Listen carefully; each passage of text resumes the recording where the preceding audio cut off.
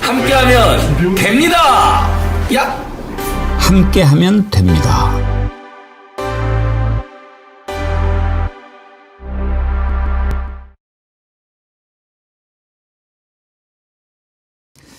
여러분 안녕하십니까? 백운기입니다. 목요일 같은 수요일입니다. 내일이 금요일이면 좋겠다는 생각 들지 않으십니까? 우리가 살면서 어떤 날을 이렇게 손꼽아 기다렸던 적이 또 언제였을까요? 첫 아기가 태어날 때? 아니면 첫 손주 출산을 기다릴 때? 또 후회 없이 시험을 치르고 합격자 발표를 기다렸을 때? 군대 간 남자들은 애인의 첫 번째 면회 그 날짜를 기다렸을 때 그런 심정일까요? 4월 11일 모레 금요일 오전 11시는 우리가 기적을 만나는 날이 될 겁니다.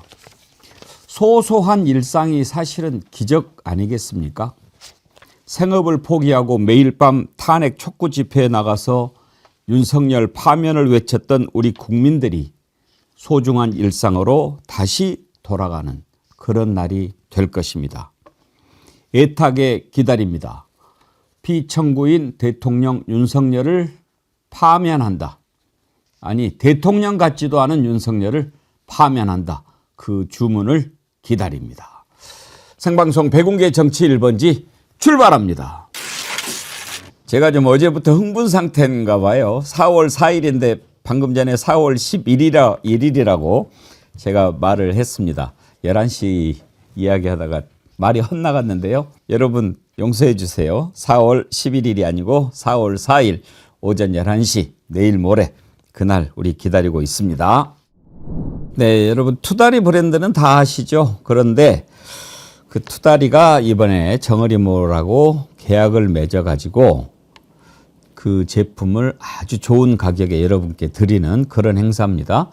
오리지널 김치 우동인데 아주 면도 쫄깃쫄깃하고 국물도 시원하고 드셔보시면 아 잘했다 생각하실 수 있는 그런 제품을 한 봉지에 2팩 2인분이 들어있는데 이걸 모두 2봉지 4인분을 19,900원 드리니까요. 여러분들께서 맛있게 드시기 바랍니다. 세 분 패널 나오셨습니다. 김보협 조국혁신당 수석대변인님 어서 오세요. 안녕하십니까. 장윤미 변호사님 반갑습니다. 반갑습니다. 신인규 대표님 준비 잘 돼갑니까? 예, 4월의 신랑 신인규입니다. 예, 반갑습니다. 처음에는 태기를 잘 못했나 했는데 이제 보니까 딱 맞춰서 태기를 했네요. 제가 1년 전에 예식장도 다 예약해놓고 나름대로 물밑에서 준비를 해오고 이제 가정의 결실을 맺고 있었는데 이게 내란이 터지고 막 이상한 일들을 많이 벌리다 보니까 근데 마음이 참 저도 많이 좀 불편했었는데 그래도 뭐 다행스럽게 생각하고 금요일날 딱 파면 나고요. 예, 저는 또 잔치국수를 맛있게 먹는 잔치국수. 걸로 예, 파면국수를 딱이네요. 먹겠습니다. 예. 예. 장윤미 변호사님 가실 거죠? 네, 가서 저도 파면국수를 먹겠습니다. 파면국수. 네. 잔치국수도 좋지만 파면을 준비하면 어떤가? 예. 잔치국수에 파를 많이 파를 많이 넣습니다. 파면. 예. 파면이 되겠죠. 예. 그러네요. 몸에도 좋습니다. 이게 파를 많이 드시면. 예. 윤석열은 파하고 좀 관련이 있는 것 같아요. 그러네요. 대파도 그때 대파에 875원. 예. 예. 자, 이제 내일 모레면 윤석열 이제 끝나겠지요.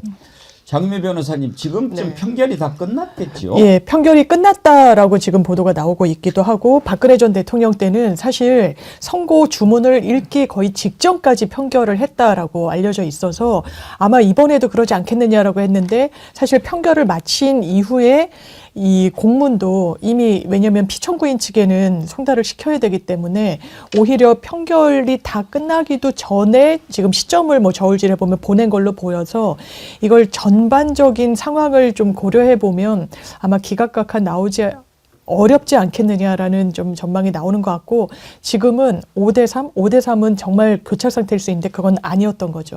이미 헌법재판소 재판관들은 결론을 마음속으로 다 내렸다. 그 결론이 저는 믿어 의심치 않습니다. 평생을 법관으로 살고 헌법을 고민하고 수기하는 사람이 다시 윤석열 대통령을 직에 복귀하라는 판단은 내릴 수 없다고 생각합니다. 그렇죠.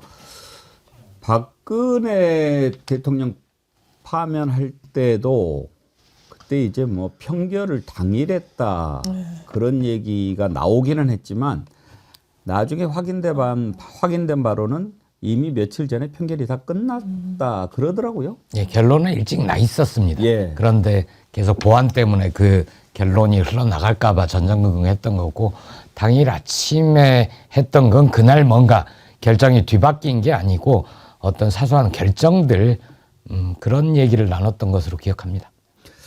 신인기 변호사님 어떠세요? 사실 저는 어제 선고 날짜를 발표하면서 기자들한테 공지할 때 공개하고 또 기자들 취재도 이렇게 허용하고 일반인 방청까지 허용한다라고 봤을 때는 이미 8대 0으로 정리가 된 게 아닌가 그런 생각이 들던데요. 그렇습니다. 저도 사실 재판 업무를 좀 하다 보면 이 전연차 때 변호사 생활을 할 때 좀 오해하는 경우가 많이 있어요. 예를 들어 원피고 중에 한 명을 대리를 할 때 재판장이 쌩글쌩글 웃으면서 말을 다 들어줍니다. 그럼 이제 변론 잘한 것 같거든요. 근데 돌아와 보면 패소하는 경우 되게 많아요. 근데 반대로 재판장이 인상도 쓰고 뭐 주장하는 거 들어주지도 않고 이럴 때는 아유 왜 이렇게 좀 재판장이 좀 딱딱한가 싶을 때는 의외로 또 승소가 굉장히 많습니다. 그게 무슨 말이냐면 일단 패소를 주기로 결정한 쪽에 대해서는 의견을 좀 많이 들어주는 경향이 있습니다. 그리고 이기기로 결정한 쪽에다가는 좀 박하게 구는 경우가 많은데 지금도 한번 돌이켜 보면요. 감사원장 먼저 발표했죠. 검사 3명 먼저 발표했습니다. 거기다 한덕수 총리도 먼저 발표했고요. 일반 선고까지 했습니다. 즉 국민의힘이 요구하는 거 다 들어줬거든요. 게다가 3월 26일 날 이재명 대표 선거도 원래는 연기할 게 아닌데 이것도 양보를 했고 심지어 4월 2일 재보궐까지도 지금 다 지켜보고 판단을 하겠다는 거거든요. 이게 너무 길어지다 보니까 그동안에는 뭐 5대 3이니 뭐니 추측만 무성했었는데 사실은 8대 0으로 재판관들은 결론을 미리 내려놓고 하나의 빌드업을 해왔을 가능성이 지금으로서는 매우 높은 겁니다. 그래서 8대 0으로 전원일치 파면 인용을 할 걸 전제로 해서 사실 그 헌법재판소의 결정에 대해서 흔들어 제꼈던 쪽, 그러니까 국민의힘 쪽의 의견을 절차적으로는 다 반영을 해주고 결론적으로는 윤석열 파면을 8대 0으로 인용하자라는 내부 합의가 매우 유력해 보이고요. 광장의 언어와 달리 헌법재판소는 말 그대로 재판소거든요. 사실관계, 법리, 재판관들의 양심 이 세 가지 요소로 결론을 내리는 거기 때문에 이거는 누가 와도 파면을 내지 않고서는 이건 뭐 다른 결론은 상상이 불가능하다. 안심하셔도 저는 된다 이렇게 봅니다. 김보엽 수석님 혹시 들은 얘기 있으세요? 이렇게 딱 막혀 있다가 갑자기 전격적으로 선고 날짜가 잡히고 그렇게 이루어지게 된 배경에 대해서. 그 배경에 대해서는 잘 모르겠고요. 조국 혁신당의 법률가들이 많습니다. 예. 그중에는 헌법 연구관 출신인 김형현 전 법제처장 그분을 포함해서 법률가들이 많다 보니까 이런저런 연결도 되고 또 이전에 헌법재판관을 지내신 분들을 통해서도 얘기를 좀 전해 들었습니다.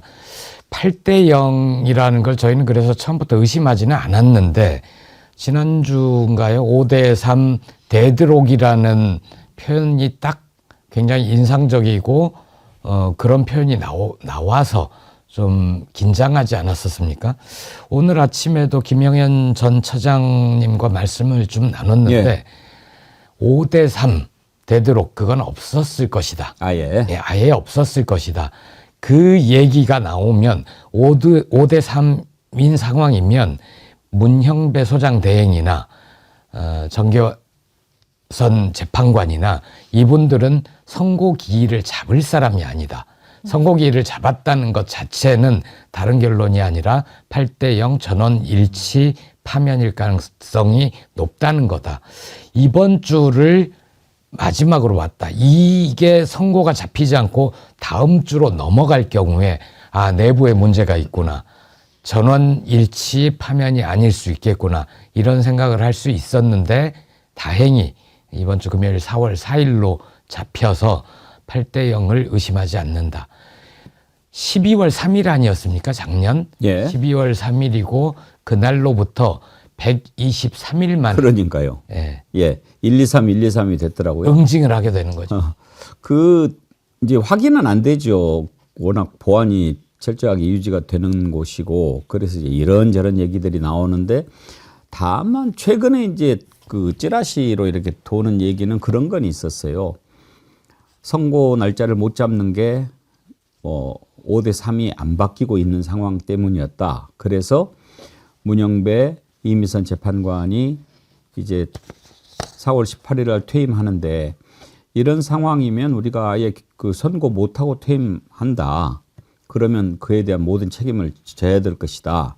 그런 상황까지 가니까 그중에 한 분이 내가 입장을 바꿔서 인용으로 가겠다. 그 대신 시간을 좀 달라. 내가 개인 입장을 좀 정리하고 쓸 것도 있고 그러니까.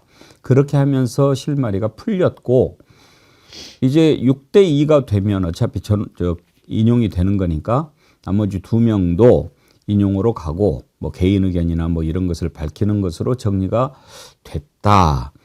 이런 설이 있더라고요. 장윤배 변호사님. 좀 합리적인 것 같기는 해요. 저는 5대 3이라는 게 왜 이제 어쨌든 긴장시켰잖아요. 저도 팩트는 아닐 거라고 생각합니다. 그 해당 기자도 이제 추정이라고 그랬는데 헌법 연구를 하신 분들 그래서 헌법재판관들을 많이 이제 보신 분들 말씀을 들어봤더니 기본적으로 이게 탄핵 심판이잖아요. 그리고 위헌 법률 심판도 마찬가지인데 6명이 인용 요건이고 1명이 어떤 입장을 취하는지에 따라서 법이 없어지기도 하고 위헌하면 그리고 누군가는 고위공직자 이건 더 헌법에 명시가 돼 있어요. 이 탄핵 대상이 되는 공직자들은 그 사람들이 파면이 되고 그래서 마치 다수결의 게임처럼 심리를 하지 않는다는 거예요. 평의를 할 때. 그래서 어떻게든 의견을 좀 맞춰 나가려고 한다. 그런데 5대 3 이러면 완전히 한 명으로 그냥 갈려버린 거 아닙니까? 그러니까 교착 상태가 여기서 시작됐을 거다라는 이른바 이제 추정이 나왔던 건데 인용 기각에서 저는 그렇게 많이 하진 않았을 거라고 보고 왜냐면 의견이 갈릴 수도 없어요. 제가 오늘도 기사를 봤더니 그 이석연 전 법제처장 MB 정부 때 아마 법조인 뭐 로스쿨 학생들 데려다 놓고 한번 물어봐라. 파면일지 아닐지 법리적으로 99% 이상이 파면일 거라고 얘기할 거다라고 하는 게 합리적이고 각하 얘기를 그러니까 더 많이 하는 것 같아요. 이게 기각은 본안을 들어가는 거고 실체를 봐야 되는데 자신이 없거든요. 그러니까 이게 절차가 잘못됐다. 문턱에도 들어가기 전에 그 문턱부터 막아서겠다는 이야기를 하는데 각하할 거면 이미 평의를 거쳐서 절차를 끌어왔기 때문에 여기까지 오지도 않았을 겁니다. 한덕수 대행에 대해서 2명의 재판관이 각하 의견 냈는데 그때 2시간 심리했습니다. 지금 며칠을 했습니까? 8대 0으로 나올 거라고들 다 예상을 하는데 세 분은 어떻게 전망하시는지 궁금합니다. 신인규 대표님은 몇 대 몇 예상하세요?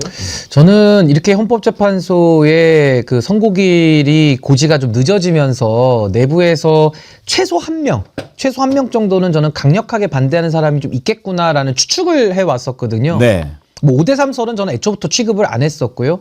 근데 이제 이게 7대1로 되면은 또 어떤 문제가 있냐면은 그 한 명의 재판관이 굉장히 외로워지는 문제가 있습니다. 그래서 헌법재판관들은 아마 7대1로 가서 조금 이렇게 지연이 되더라도 끝없이 설득을 하는 거죠. 이 국가적인 중차대한 헌법재판소, 그것도 무슨 고위직에 있는 어떤 한 공무원을 파면하는 게 아니라 국민이 직접 선출한 대통령을 파면하는 일인데 헌법재판소가 의견이 갈려서 되겠느냐, 내지는 대통령의 헌법수호 의지 등을 포함을 해서 앞으로도 이 국론 분열이라는 걸 어떻게 막을 것이냐, 이 부분도 헌법재판소가 깊이 고민할 수밖에 없는 주제 중에 하나거든요.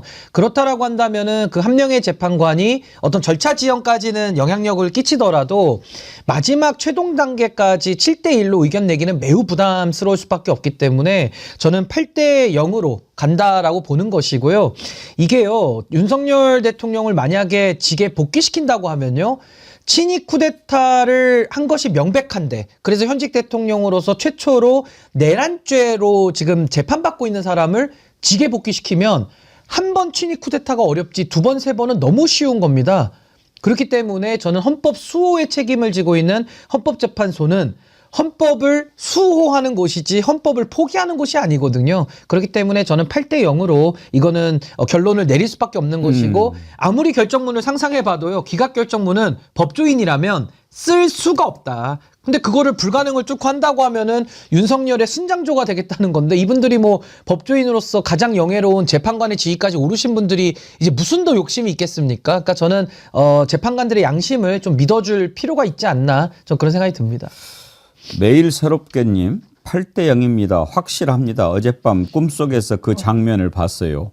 오. 장미 변호사님은 어떻게 예상하십니까? 저도 주변에 이제 변호사들이랑 얘기를 나눠보는 거예요. 기각결정문 쓸 수 있겠냐. 쓸 수 있겠다는 사람이 없습니다. 사유가 없어요. 면죄부를 줄 법리적인 사유가 없는 겁니다. 이 부분과 관련해서 그 후폭풍 어떻게 감당하려고 합니까? 이거는요. 그냥 제2, 제3 내란에 면허증을 주는 거예요. 헌법재판소가. 대한민국은 10년, 20년 거의 그 수준으로 후퇴를 할 겁니다. 거기에 대한 인식이 분명히 헌법재판관들한테 있을 거라고 보고 아까도 말씀드렸지만 법리에 근거해서 헌법에 근거해서 이것을 허용할 수가 없어요. 기본적으로 어떻습니까? 국회에 질서유지 차원에서 했다고 하죠. 근데 케이블 타이로 기자 손을 묶고 무릎을 꿇리고 했던 게 또 최근에 공개가 되기도 했고 그리고 질서유지 차원으로 들어갔으면 왜 국회의장이 담을 넘습니까? 그리고 국무회의 누가 없었다고 했습니까? 정권의 2인자 국무총리가 실체적으로나 형식적으로나 그런 국무회의는 없었다고 얘기를 해요. 여기에 그럼에도 불구하고 해도 된다. 이런 사람이 그럼에도 불구하고 대통령을 해도 된다. 이런 판단이 나오는 건 상식에도 헌법에도 법률에도 너무나 위배되기 때문에 저는 8대 0 기각을 그러니까 인용을 확신합니다. 저도 마찬가지입니다. 8대 0 의심하지 않는데요. 그 기각결정문 쓰기 어렵다고 못 쓰겠다고 하잖아요. 그 얘기를 그냥 여러 사람이 합니다. 김용남 개혁신당 의원도 어제 방송을 하는데 기각결정문은 도저히 쓸 수 없다 하고 국민의힘에서도 법률가 출신이 시도를 해봤나 봐요. 기각결정문을 쓰려고. 근데 그분도 실패를 했다고 합니다. 반면에 쓰기 정말 쉬운 거는 파면 결정문입니다.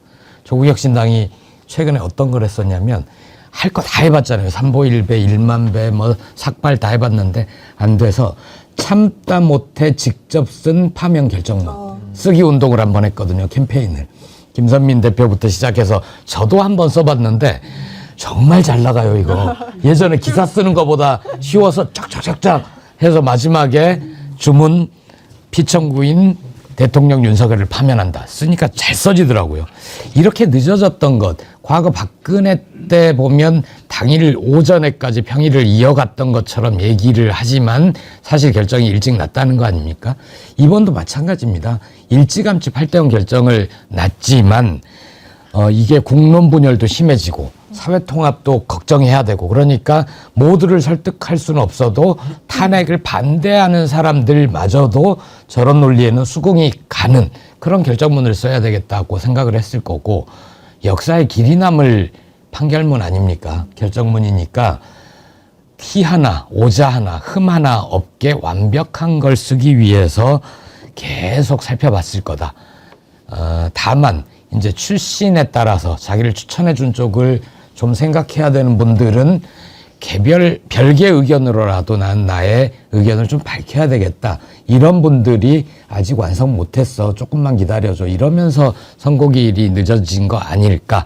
나중에 뭐 다 밝혀지겠지요. 세 분 모두 8대 0 예상하셨는데 저도 그렇습니다. 8대 0 말고는 다른 결론이 나올 수가 없겠지요.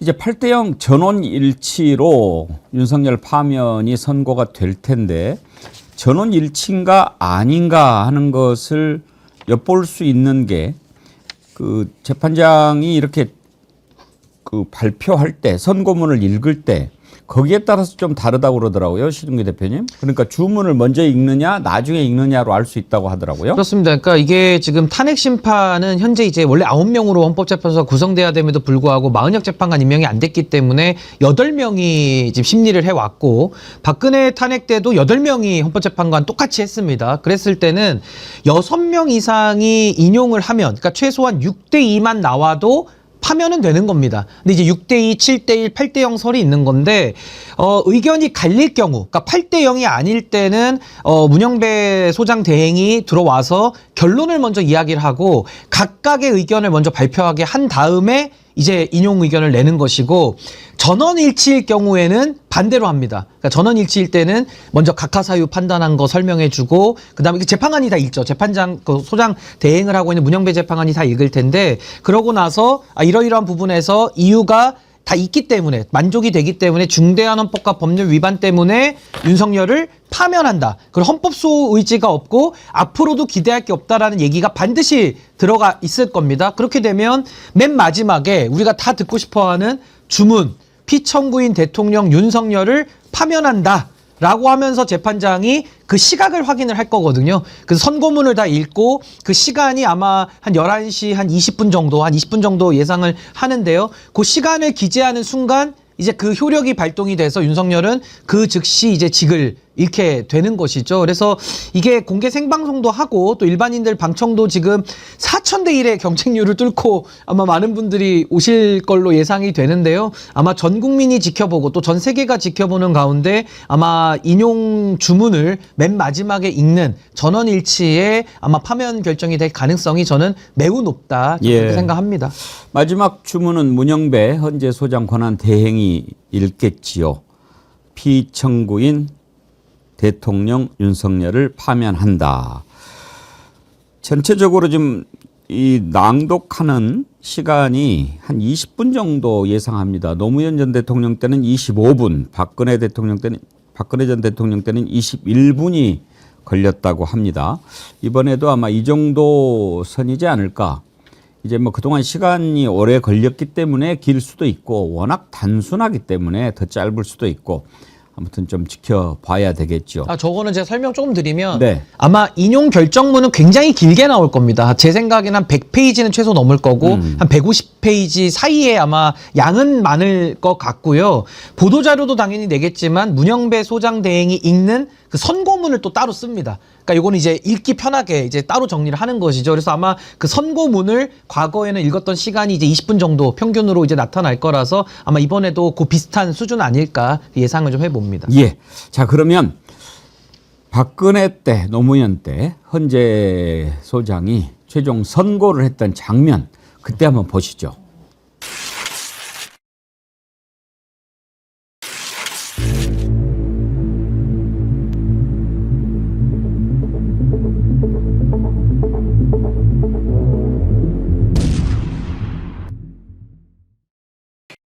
지금부터 2016 헌나 1 대통령 탄핵 사건에 대한 선고를 시작하겠습니다.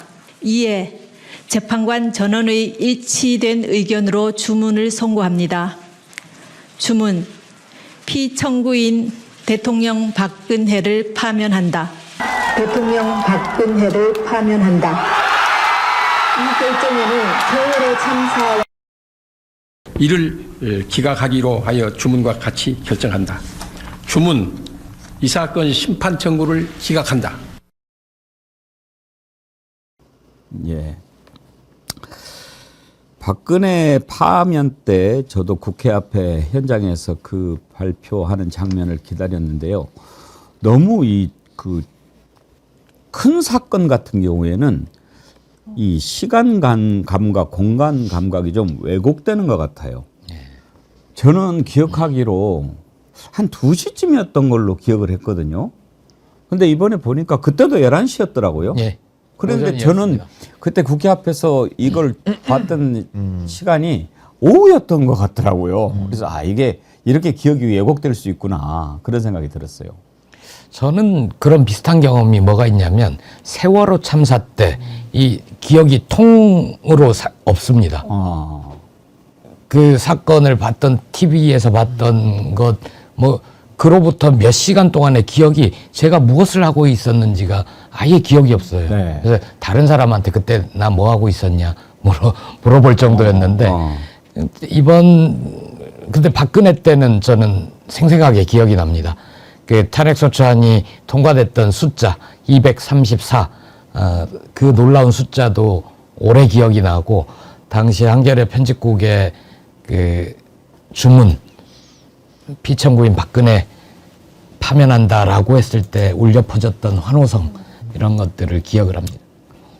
예, 정말 너무 막 그 환호성 지르고 막 그러면서 잠깐 뭔가 좀 회로가 좀 망가지는 게 아닌가 그런 생각도 드는데 방금 전에 박근혜를 파면한다 할 때 그 울렸던 함성 이제 또 이틀 뒤면 들을 수 있겠네요. 그러니까 너무 가슴이 좀 벅차다는 이 영상을 보고 그래 이 장면이 우리의 정말 그 4월 4일의 장면이 돼야 된다. 금요일의 장면이 돼야만 된다라는 생각이 들고 좀 뭉클한 마음까지 좀 드는 것 같아요. 예. 근데 제가 계산을 해보니까 만약에 이제 4월 4일에 파면이 되잖아요. 그러면 윤석열은 취임하고 나서 696일 만에 이제 직에서 내려오는 게 됩니다. 그러니까 그렇게 결국엔 오래 했나요? 그러니까 이제 원래는 지긋지긋해. 5년을 해야 되는데 이제 그 정도로 지금 계산이 돼서 그러니까 2024년이니까요. 좀 잘못 계산이네요. 그래서 그 일수 자체가 그 임기를 다 못 채운 거잖아요. 그러니까 반환점을 못 돌고 계산을 제가 다시 한번 좀 해보겠습니다. 급하게 해서 근데 참 그 임기를 다 마치지 못한 대한민국의 참 크나큰 불행이기는 한데요. 동시에 또 반대로 생각해 보면 이거 임기를 다 채웠으면은 우리가 얼마나 더 큰 이 시한폭탄을 쥐고 살았겠는가. 그래서 그런 부분을 생각할 때는 그래도 빨리 4월 4일날 이제 직을 파면하는 것이 나라를 위해서도 바람직하다. 전 그렇게 생각을 합니다. 지금 11시 31분이니까요. 꼭 48시간 뒤쯤 될 것 같습니다. 내일 모레 이 시간쯤. 저희가 특집 방송한다고 아까 말씀드렸는데요. 샴페인을 하나 준비하려고 합니다. 그리고 축하 케이크도 준비하고. 예. 제가 그래서- 정정하겠습니다. 1059일입니다. 네, 1059일. 그렇게 길었다고요? 1000일하고도 59일은 더 넘겼네요. 제가 연도를 23년으로 찍어가지고 22년이네요. 생각해보니까. 그래서 1059일 만에 직에서 이제 집으로 보내는 거죠. 참 너무 긴 시간 이런 자를 고생을 많이 1000일 넘게 겪었던 우리 국민들 참 얼마나 힘들으셨겠습니까? 저는 비록 내란으로 이자가 스스로 이제 멸망을 재촉했을 뿐이지만 정말 대통령 당선되고부터 그 내란을 저지르기까지 했던 그 죄만 가지고도 얼마나 많은 일들이 있었습니까? 이거는 윤석열 파면 후에 우리가 짚어볼 일이지만 정말 다시는 저런 자가 대통령이 되고 이런 역사가 일어나서는 반복돼서는 안 된다. 철저하게 국민이라는 것을 생각하지 않고 국민은 안중에도 없고 오로지 권력만을 탐하는 이런 자를 우리나라가 참 대통령이라고 하는 자리에 앉혀놓고 견뎠다니 참 생각하면 할수록 어처구니가 없습니다. 그래서 조국혁신당이 주문을 걸었지 않습니까? 3년은 너무 길다고. 너무 길어지 말대로 되네요, 진짜. 정말 말이 안 되는 그런 사람입니다. 아니 저희도 사실 그게 고민입니다. 민주당은 아마 선거 시각에 환호를 자제한다. 앞으로 사회통합도 중요하고 대선도 치러야 되고 그러니까 너무 환호성은 자제한다. 무리한 주문인데요. 그런 방침을 세운 것 같아요. 근데 저희는 아닙니다. 저희는 광장에 민심하고 같이 갑니다. 기쁜 거를 기쁘다고 표현해야지 그거 그럼 이럽니까? 그러면 안 되죠. 기뻐하는 순간에는 기뻐해야 되죠. 케이크는 저희는 좀 자제하려고 합니다. 샴페인하고 케이크는. 그거는 앵커님이. 우리는 할랍니다. 예. 로버트 유님, 고국에 계신 분들도 그동안 못 잤지만 외국에 살고 있는 저 같은 교민들도 잠 설치는 날이 많았는데 4월 4일 이후에는 제대로 잘 수 있겠죠. 외국에 계시군요. 율하님, 안녕하세요. 반드시 파면 1000%입니다. 정어리님들 또다시 화사한 봄날 맞읍시다. 앵커님 그동안 가슴 졸이면서 볼펜 달라는 소리 자꾸 못했는데 이젠 가볍게 볼펜 꼭 받고 싶습니다. 그 오셀 미바마 친구가 한 번 더 인사드립니다. 모두들 화이팅 합시다. 감사합니다. 유라님이 오셀 미바마님이시군요. 네, 반갑습니다. 민인정님, 나라 혼란 속에 백영크님 목소리에 힘이 되었습니다. 윤석열 파면 주문 기다렸던 눈물 쏟아질 것 같아요.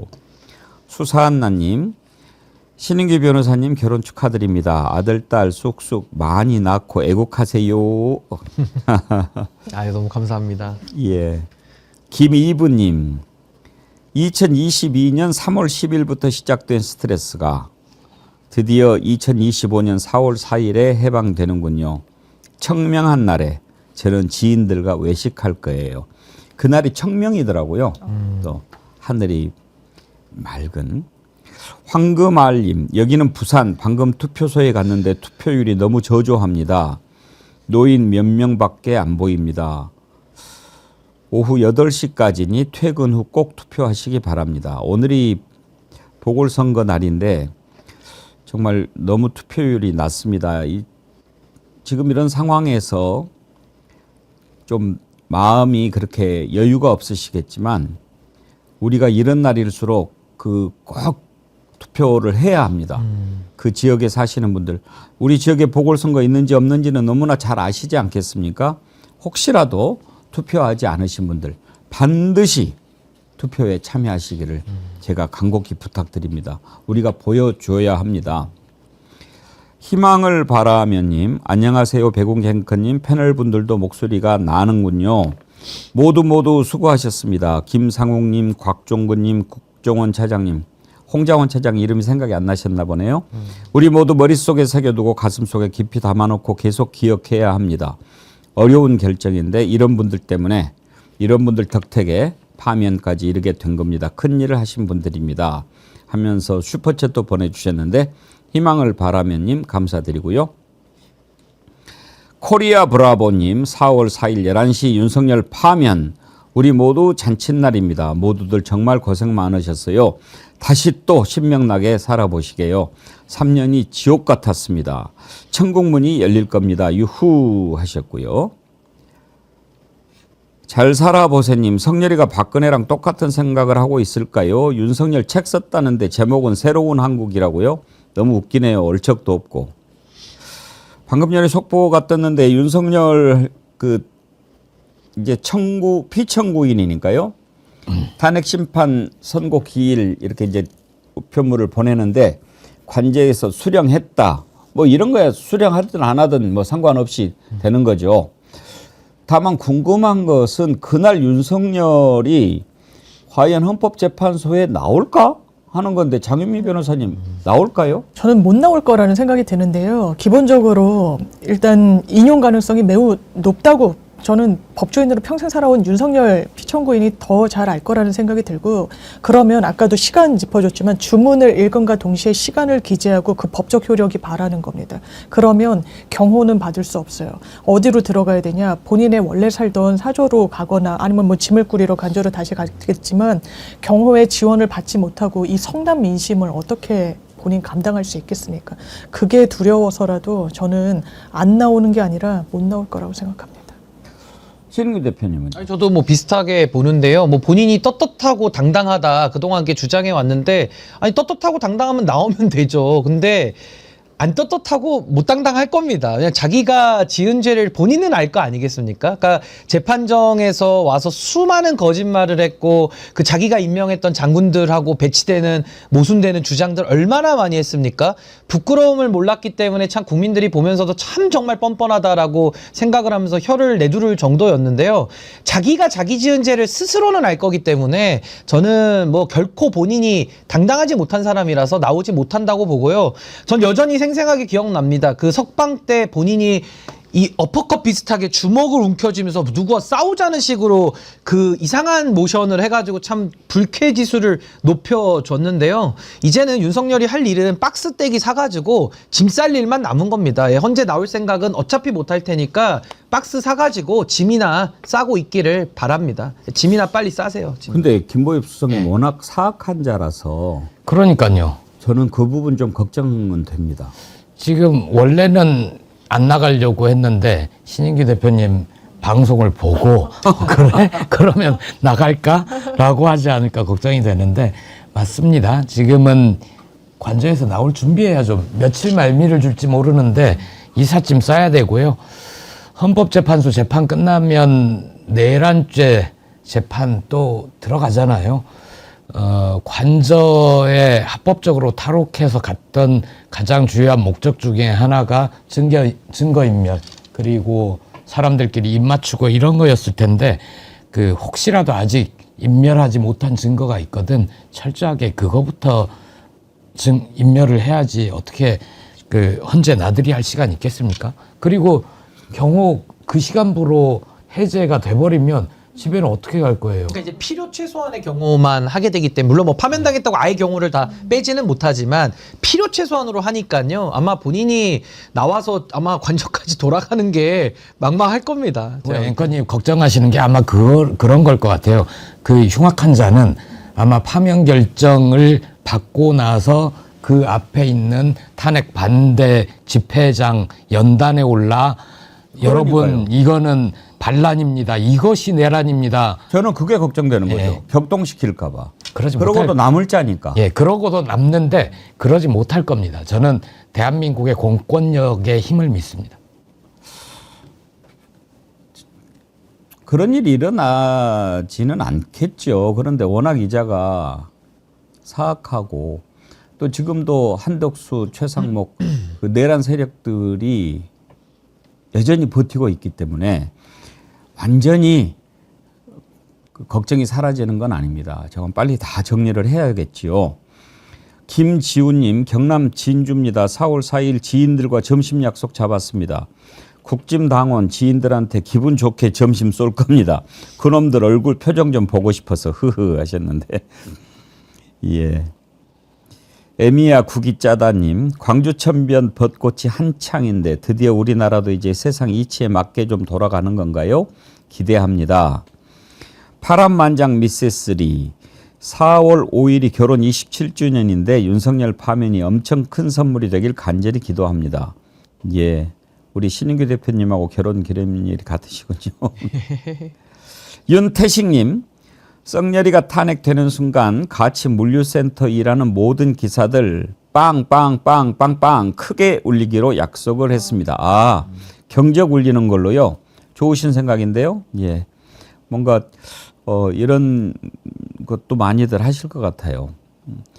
이 그 어떤 일을 할 때 함께들 이렇게 무엇을 같이 하는데 60항쟁 때에도 이렇게 경적을 울리면서 뜻을 함께 보여주게 됐고 또 유리창에서 막 이렇게 휴지를 막 던지면서 함께 또 보여주기도 하고 그랬어요. 종이 비행기 날리기도 네. 하고 시간 정해서 경적 울리기고. 예. 국민의힘은 진작에 좀 당황했을 거예요. 뭐 5대 3으로 이렇게 굳혀져 가는 거 아닌가 이런 얘기가 나오니까 막 선수를 치면서 승복해라, 뭐 승복해야 된다, 막 그랬다가 갑자기 어제 헌재에서 선고한다고 그러니까 헉 했을 것 같은데 이미 내뱉은 말도 있고 어떻게 하겠습니까? 한동안 반응이 안 나오더라고요. 얼마나 놀랐겠나 싶은데 어제 권성동 승복하겠다고 얘기를 합니다. 참 다행입니다. 그 말을 뒤집지 않아서요. 한번 들어볼까요? 국민의힘은 헌재의 판결에 승복할 것입니다. 헌재가 어떠한 결정을 내리더라도 사회적 갈등은 거세질 것으로 생각합니다. 헌재 판결 이후 여야 등 정치권은 국민 갈등을 완화하고 국민을 통합하는 데 앞장서야 됩니다. 혹시 뭐를 인용에 대비해 조기 대선에 좀 준비할 것도 있을까요? 거기에 대해서도 답변하지 않겠습니다. 뭐 이제 다른 말을 할 수는 없을 건데 솔직히 말하면요, 김보엽 예. 부총님, 만약에 기각이 되면 국민의힘 좋을 일이 하나도 없을 거예요. 그럼요. 권성동이 승복을 얘기하면 안 됩니다. 왜냐하면 이재명 대표 2심 때 오전에 여야 모두 결과에 승복하자 이렇게 자신 있게 얘기를 해놓고 오후에 재판관이 어디 출신이니 이러면서 승복을 안 했잖아요. 그랬던 전과가 있는 사람이 어떻게 승복 얘기를 합니까? 그런데 국민의힘은 말씀하신 대로 승복 안 할 수가 없을 겁니다. 왜냐하면 국민의힘 대선 치러야 되잖아요. 대선 치르려면 신장개업 해야 될 거고 국민의힘 간판 내리고 신장개업하고 두 쌍권 지도부 물러나고 어디서 또 비대위원장 모셔오겠죠. 그렇게 해서 대선을 치르려고 할 텐데 대선 치르려면 이제 윤석열 선도 놔야 되고 승복을 합시다라고 결과를 받아들일 겁니다. 여기서 한마디 안 할 수 없는 게 이번에 오늘 열리는 서울 구로구청장 선거에 국민의힘이 후보를 내지 않았습니다. 양심이 있습니다. 왜냐하면 국민의힘 전직 구청장이 자기 재산 지키겠다고 나는 주식 백지 신탁 못하겠다고 구청장 자리를 던지고 나와서 국민의힘 귀책 사유로 열리는 선거여서 후보를 내지 않고 대신 몰래 자유통일당 후보를 지원을 하죠. 그 윤상현 의원도 거기 가서 지지 유세를 하고. 근데 저는 같은 논리로 보면 귀책 사유로 열리는 구로구청장 선거를 후보를 안 내면 대선도 조기 대선도 일종의 보궐선거 아닙니까? 임기를 못 채우고 윤석열 보유정당의 귀책 사유로 엄청난 중대범죄를 일으켜서 열리는 대선인데 국민의힘 혹은 국민의힘 계열 정당은 후보를 내지 말아야죠. 우리는 염치가 있어서 후보를 못 내겠습니다.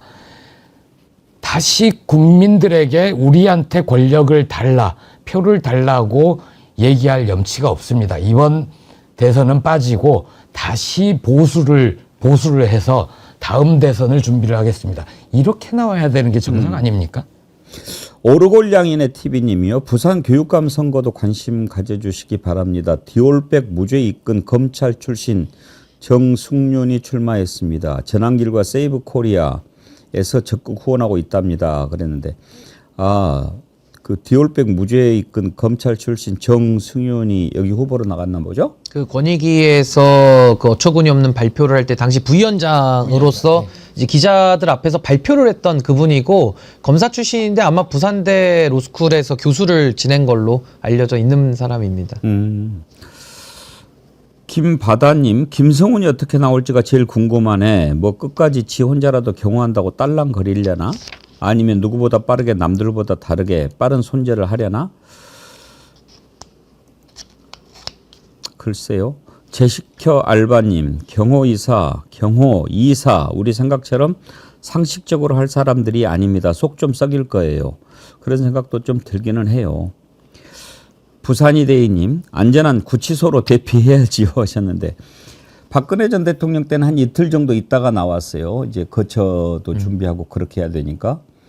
그런데 지금 그때는 삼성동 뭐 갑자기 저기가 돼서 그랬는데 지금은 아크로 비슷한가 거기 숙소가 있잖아요. 그렇죠. 본인 원래 명의 그 집이었고 그러니까 다시 들어가는 데는 대단히 좀 간이한 거죠. 박근혜 전 대통령에 비하면 조금 더 빨리 복귀가 가능할 것 같습니다. 바로 가야죠 뭐. 안 나오고 버티지는 않겠죠. 아니 근데 이제 저도 사실은 헌재 결정에 말은 저렇게 하지만 또 불복할 가능성이 있기는 있어서 우리 국민적 여론으로 정말 초고강도의 압박 모드는 저는 계속 유지를 해야 된다라는 말씀을 좀 먼저 드리고요.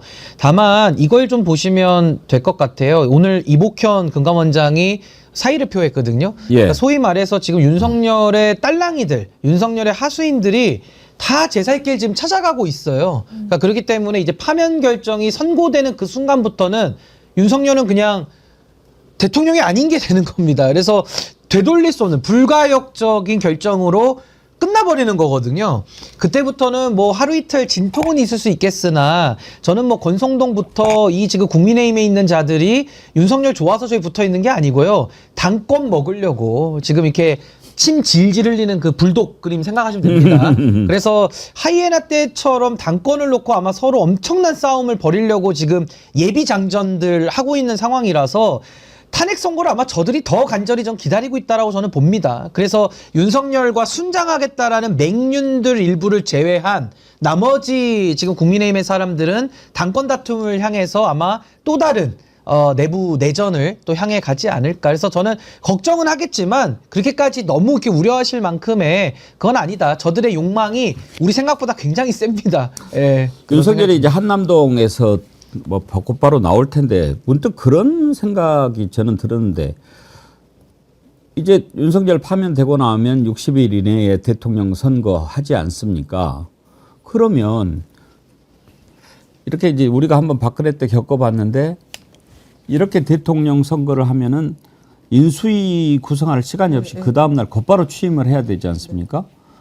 그러면은 뭐 준비하는 시간이 없이 대통령 일을 시작을 해야 되는데 관저를 어디로 할 거냐? 지금 용산으로 옮겨놨잖아요. 그런데 그 국민의 뜻을 물어보면 청와대로 다시 돌아가야 된다라고 생각하는 분들이 더 많을 것 같거든요. 그러면은 이 다음에 대통령 되면은 어디로 가야 될 것인가? 그걸 공약을 모든 후보들이 똑같이 하면 청와대를 막 그동안에 보수하고 뭐 새로 이렇게 저기를 해서 돌아가는 것도 가능하겠지만 그렇지 않으면은 윤석열이가 살았던 대로 들어가야 되는가? 어때요? 저는 그리 안 들어갔으면 좋겠습니다. 저도 그래요. 예. 그 국방부 건물 합참 그쪽으로 갈 때부터 좀 이상했죠. 멀쩡한 청와대를 버려두고 미리 준비를 해서 가는 것도 아니라 1조 원 가까이 돈을 써가면서 군인들 곁으로 간 것. 그때부터 이미 이자의 머릿속에는 장기 집권할 친위 쿠데타 이런 구상이 있었던 거 아닌가 그런 생각도 들고요. 청와대에 자지만 않으면 된다. 자면 죽는다. 이런 미신을 믿고 들어가지는 않고 영빈관이니 뭐니 행사할 때는 다 썼거든요. 딱 하나 걱정이 거기 지하 벙커가 보안시설인데 그거는 일반인들한테 공개가 안 됐다고 하더라도 이미 다 그렇게 노출이 된 공간들에서 국가 보안에 관련된 논의들을 할 수 있을 것인가 이게 좀 걱정이 되기는 합니다. 청와대를 아무리 리모델링해서 다시 쓴다고 하더라도 도청 방지나 경호 보안 이걸 제대로 할 수 있을까? 근데 그거 말고는 윤석열이 쓰던 공간을 쓰지 않는다면 현실적으로는 청와대밖에 없고 청와대를 임시로 쓰다가 그 사이에 세종에 관저도 있고 정부 청사 건물도 있지 않습니까? 그쪽으로 장기적으로는 옮겨가는 것 저는 그게 바람직하지 않을까 조심스럽게 제 의견을 말씀드립니다. 그러니까 국민적 합의가 없는 독단적인 결정이 얼마나 문제가 있는지를 보여주는 게 장유미 변호사님. 네. 제가 생각하기에 이재명 대표가 대통령이 되면 청와대로 돌아갈 것 같아요.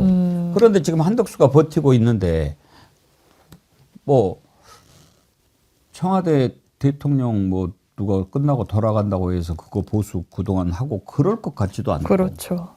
그게 또 사회적인 비용이 되는 거죠. 이게 이게 정비를 다시 해야 되는 문제가 있고, 사실 문재인 전 대통령이 대선 공약으로 내걸었던 게 이제 광화문 시대를 열겠다는 부분도 있었고, 거기에는 많은 분들이 공감하고 있고, 청와대라는 거에 어떤 접근성이나 이런 부분을 봤을 때 다른 제3의 장소에 대한 고민이 계속해서 또 없어 왔던 것이 아니기 때문에 아마 저는 청와대로 다시 들어가기보다는 지방 분권과 맞물려서, 왜냐하면 정말 지방 소멸되고 있으니까요. 뭐 국회도 지금 뭐 청사를 또 뭐 옮긴다 이런 논의와 같이 맥을 같이 할 수 있는 좀 장소로, 그러니까 지방으로 한번 거점을 잡아보는 것도 나쁘지 않겠다는 생각이 듭니다. 세종으로 옮기는 것을 만약에 놓고 국민투표 같은 것을 한다고 그러면은 상당히 여러 가지 다양한 의견이 나올 것 같습니다만은 일단 가장 큰 문제가 용산 저거를 어떻게 해야 되느냐 하는 건데 신은규 대표님은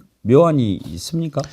우선은 이건 뭐 좀 법적 검토는 더 필요함을 제가 전제로 말씀드리자면 사실 보궐선거로 뽑힌 대통령은 인수위 없이 진행하지 않습니까? 그러니까 과거에도 문재인 대통령도 그렇게 해서 임기를 바로 시작을 했고요.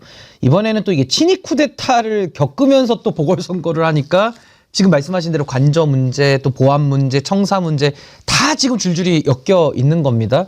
가장 좋은 방법은 아마 여야가 좀 머리를 맞대고, 만약에 국민의힘이 반성한다는 전제 위에서, 물론 반성 안 할 것 같지만요, 뭐 관련 법들을 좀 검토를 해서 보궐선거라고 하더라도 인수위를 좀 거치는 방안의 어떤 좀 법 개정을 해서 조금 더 당선 이후에도 인수위를 거쳐서 들어갈 수 있는 뭐 제도 개선이 가능하다면 그 부분을 좀 한번 연구를 해보면 좋을 것 같고, 만약에 그게 불가능하다, 뭐 합의도 안 되거나 법적 검토에서 안 된다라는 결론에 이르게 되면 부득이하게 저는 뭐 용산으로 갈 수도 없고 지금 청와대로 갈 수도 없으니까 광화문에 있는 청사를 일단은 같이 써야 하는 될 것 같습니다. 그러는 동시에 저는 지방 분권 시대를 여는 의미에서 저는 세종으로 그 기간 동안에 뭐 6개월이 될지 3개월이 될지는 모르겠습니다만은 그 기간 안에 최대한 신속하게 저는 세종 청사를 좀 개조를 해서 결국에는 거기에 뭐 관저도 만들든지 해야 되겠습니다만은 결과적으로 지방분권 시대를 여는 첫 해로 여는 수밖에 없지 않을까. 저는 그런 생각이 좀 듭니다. 이게 수습하기 굉장히 어려운 지금 소위 말하는 그 오물 같은 거를 싸놓고 지금 나가는 거기 때문에 이거 치우고 정리하는 것도 굉장히 지금 힘든 고민의 지점이 있다라는 생각이 듭니다. 세종을 정비하는 건 그닥 어렵지 않습니다. 이미 있죠. 건물이 세종에 지금 건물이 있죠. 정부청사가 있고 예. 총리실이 쓰는 공간이 꽤 넓거든요. 거기를 개조해서 이제 대통령실이 쓰면 되고 총리 공관이 또 있거든요. 나가라고 하고 거기를 대통령 관저로 쓰면 됩니다. 그러면 경호 보안 뭐 이런 거는 상대적으로 괜찮은데 딱 한 가지 걸리는 문제가 있는데 공개적으로 말씀드리기는 어려운. 예. 근데 아무튼 업무만 생각하면 관저나 관저 업무 이 문제를 해결하기에 세종은 굉장히 수월하다. 윤석열 파면 이후에 여러 가지가 이제 변화가 생기고 또 다시 제자리로 갖다 놓는 일들이 많이 필요할 텐데 이 청와대로 다시 돌아가는 문제 이것도 큰 이슈가 될 것 같은데요. 그러니까 사실은 청와대 개방한다고 좀 이제 와서 너무 좀 경솔했던 그 결정 때문에 뭐 지방선거에서는 재미를 봤죠. 예, 봤지만은 정말 그 용산으로 옮기면서 그 허술했던 그 보안이라든지 또 그 28g인가요? 그 그램 네. 그 이름을 제가 21g. 21g 그 영혼의 무게인가 뭔가 했던 그 이상한 회사를 만들어서 이제 그쪽에다가 수의 계약을 줬던 부분. 그러니까 모든 불법과 비리의 온상이 지금 그 용산 대통령실이 돼버린 겁니다. 그래서 저는 참 어떻게 보면 이제 수습해야 돼 나갈 책임이 있는 건데 저는 개인적으로는 전 사견을 전제로 해서는 저는 세종으로 내려가는 것이 장기적으로는 바람직하지 않는가 저는 그런 생각이 듭니다. 물론 여기에 대해서도 또 관습원법 관련된 논란과 또 수도 이전에 대해서 또 문제 제기를 하겠습니다만은 전 대통령의 결단 그리고 국민적인 의사의 확인 전 이게 가장 중요하지 않나라는 생각이 듭니다. 용산으로 가는 거를 원하는 국민은 별로 없을 것 같아요. 불안하죠. 없을 그거는. 것 예. 같습니다. SY3654님은요. 용산은 탄핵 기념관으로 씁시다. 그런데 아이디어시네요, 진짜. 예. 근데 제가 언제가 그런 말씀 드린 적 있어요. 윤석열이 용산으로 이렇게 갔다. 청와대 하룻밤도 안 자려고. 저는 그때 오히려 그건 고맙다. 우리의 청와대가 윤석열 같은 자로 인해서 하루도 더럽혀지지 않은 걸 고마워할 수도 있다. 그런 생각을 한 적은 있습니다만. 아무튼 그렇지만 돈이 얼마나 들었습니까? 1조도 넘게 든 거 아닙니까? 네, 사실상 그렇게 나오고 예비비에서 뺀 거 뭐 최소치로 잡아도 한 650억 이렇게 나오고 지난번에 산불 났을 때 헬기 조종사도 순직하고 그랬습니다만 지금 우리 헬기가 50대 정도밖에 안 되더라고요. 그러니까 산불이 이렇게 대형으로 나면 감당이 안 되는데 그 용산으로 쓸데없이 옮기는 그 돈만 가지고 헬기를 사도 한 30대 사는 거 아니에요? 그러니까 처음 약속했던 게 다 공수표라는 게 입증이 됐고 그냥 돈만 쓰면서 이제 이것도 누가 해먹었는지 또 이것도 특검 해가지고 다 밝혀야 될 사안인데 어쨌든 이 대통령이 어느 위치에 있느냐는 국가적 상징적 차원에서나 또 여러 가지 국가 전략 차원에서 매우 중요한 문제거든요. 이게 공론화를 통해서 세종에 내려가더라도 조금 더 이렇게 단계적으로 빌드업을 통해서 내려갔으면 하는 아쉬움은 있습니다만은 지금 상황에서 현실적 대안을 찾자면은 저는 뭐 세종 외에는 지금은 달리 대안도 없고 또 우리가 가야 할 미래의 방향 아닌가. 그래서 지금 뭐 서울 수도권 집중도 너무 심각한 문제가 많잖아요. 그렇다면 우리도 미국처럼 뭐 행정 수도를 좀 따로 놓고 뭐 호주도 마찬가지고요. 뭐 서울은 경제 금융 수도로 우리가 써도 되는 거기 때문에 조금 더 국가를 균형적으로 국도를 사용하는 차원에서 저는 뭔가 좀 대결단이 좀 필요하지 않나라는 생각이 듭니다. 끝으로 헌재 분위기 좀 살펴볼까요? 지금 헌법재판소 주변은 이른바 이제 진공 상태에 돌입하고 있습니다. 왜냐하면 어제부터인가요? 일단 안국역 그 출구를 좀 폐쇄하고 당일날은 무정차 통과하고 그리고 100m 이내에는 아예 접근을 못하게 하고 그동안에 막 거기 알박기로 뭐 있고 그랬던 사람들 다 정리가 됐지요? 지금 이제 경찰에서는 상당 부분 좀 조치를 한 걸로 알고 있고, 그리고 이제 아마 선고 당일에는 가포 비상 명령을 내려가지고 이런 불상사들을 막기 위한 미연의 조치들을 할 걸로 좀 알려져는 있는 걸로 알고 있습니다. 헌법재판소에서 이번에 선고 날짜 일반객들 방청을 허용하기로 하면서 신청자들이 몇만 명이 몰렸다고 그러던데 거기 들어갈 수 있는 일반 시민이 20 몇 명인가 밖에 안 되죠. 예, 20명. 네. 8만 명이. 그런데 8만 명이 넘게 지금 그러니까 헌법재판소 지금 홈페이지가 막 다운이 될 정도로 대기자 수 뭐 81,823명 이게 언제 건지 몰라도 이렇게 많이 지금 접속을 했는데 저도 아까 방송 전에 저걸 하려고 해봤거든요. 예. 근데 몇만 명이 앞에 있고 제가 신청한 뒤로 저기 아래 보면 내 뒤에 대기자 수 있지 않습니까? 예. 그게 100명, 200명 막 늘어나요. 그만큼 열기가 뜨거운 거죠. 신청 접수도 지금 아예 안 되는 거 아니에요? 예. 그러니까 접수는 지금 되는데 가끔 다운이 돼 버립니다. 그러니까 튕겨져 나옵니다. 저분들이 거의 한 4,000대 1 이상 되는 건데 거의 로또 맞은 수준입니다. 제가 볼 때는 거의 확률적으로. 우리 다니엘 PD도 신청을 했다고 하던데 어이구. 접수가 됐나요? 오 여기 부지런하게. 방청 신청하였습니다. 신청에 대한 결과는 개별 통보합니다. 이야 이거 만약에 당첨이 되면 로또 확률에 거의 버금가는 거 아닌가요? 큰 운이 대운이 대운이. 깃든 거죠. 그게 되면. 예. 근데 만약에 다니엘 PD가 저거 당첨이 되면 현장에 가야 되는데 방송 어떻게 하죠? 어차피 못 가게 되는 거. 예, 대단합니다. 예. 지금 헌재 주변은 경찰이 정리를 하고 있는데 지금도 주변에서 극우 유튜버들이 막 폭력을 행사하고 계속 라이브 방송 진행하면서 혼란스럽게 하고 그렇게 한다고 하는데 UDT 출신 보수 유튜버가 시민을 폭행을 했는데 경찰이 조치할 권한이 없다 뭐 이러면서 지금 뒷짐을 지고 있다고 그러는데요. 지금 말도 안 되는 거고요. 이제 사회적 긴장도를 낮춰주는 건 공권력밖에 없는 거예요. 사실상 그 부분을 져버리는 거예요. 왜냐하면 여러 보도가 나왔는데 경찰이 막 극우 유튜버랑 어떻게 보면 학생들이 저희들 좀 도와달라고 지금 폭행 행사한다라고 하는데 막 사담을 나누면서 두둔하고 이 영상에 찍히고 그걸 또 극우 유튜버가 또 영상에 올리고 아니 경찰 이 신뢰 어떻게 감당하려고 이 시국에 그런 행동을 합니까? 이 사람들은요 이번에 정확하게 사회 악임을 인정했어요. 돈 때문에 완전히 대한민국이 망가지거나 말거나 아랑곳하지 않고 서울 서부지방법원으로 헌재로 달려가면서 국가 시스템을 무너뜨리고 있습니다.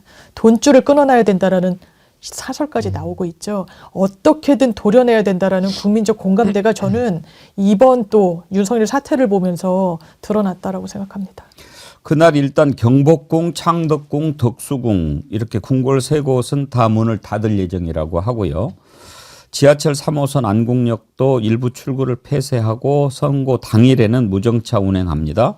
그리고 광화문역, 경복궁역, 종로 3가역도 역장 판단에 따라서 무정차 통과할 것으로 지금 예상이 되는데 그리고 헌재 대통령 관저 광화문 인근 15개 학교는 선고 당일 임시 휴교하고 이렇게 지금 대비들을 하고 있는데 많은 분들이 그날 이제 기다릴 거 아닙니까?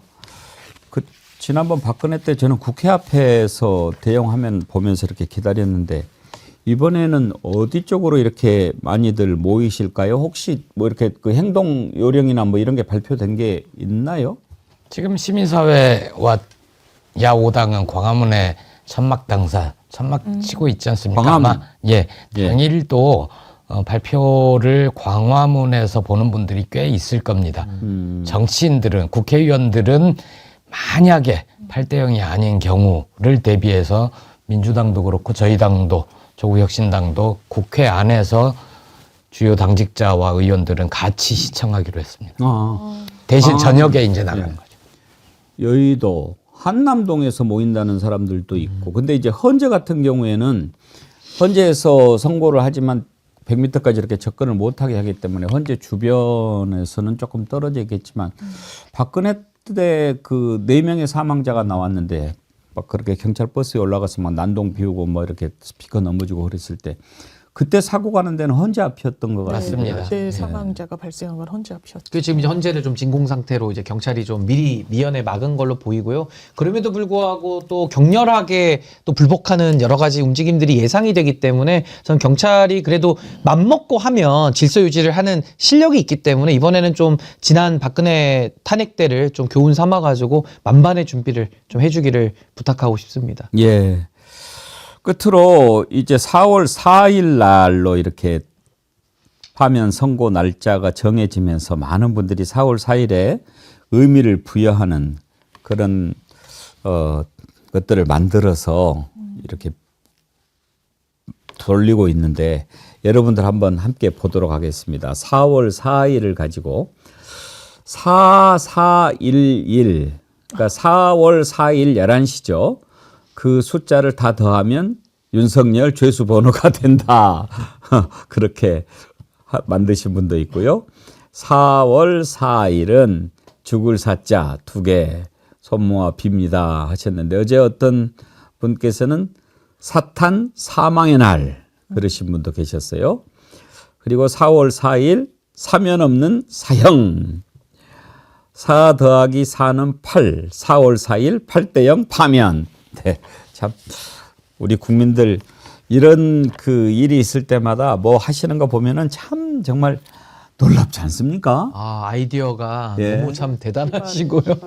근데 뭐 정말 파면이 나올 거고 나와서 대한민국 새 출발하는 날 아닌가 싶고요. 저는 여기서 우리가 늘 잊지 말아야 될 것은 내란 진압의 시작이 윤석열 파면이고 내란 진압의 완성은 압도적인 전 지지로 새 정부가 출범을 해야 전 그래야 이 내란이 진압되는 걸로 보기 때문에 그래도 긴장의 끈은 더 놓지 않고 전 앞으로 좀 가야 할 길은 더 있지 않나라는 생각도 좀 듭니다. 예. 자, 그날까지 이제 48시간이 안 남았습니다. 여러분, 그때까지 마음. 김원효님, 형량은 어디서 주는 거예요?